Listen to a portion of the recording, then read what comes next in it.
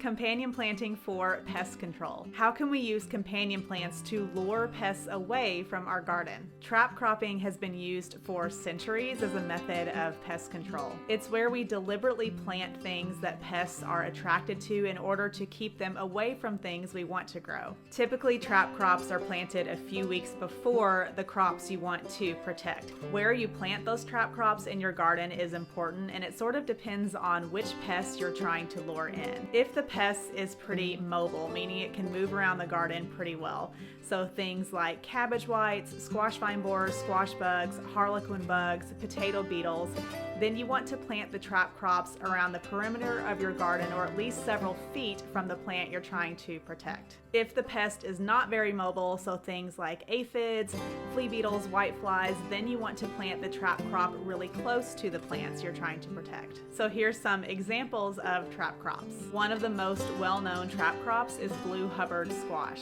If squash vine borers or squash bugs are a problem in your garden, plant it around the edge of your garden. Blue Hubbard squash is highly attractive to them. If flea beetles are a problem in your garden, then try planting eggplant, radishes, or ground cherries as a trap crop.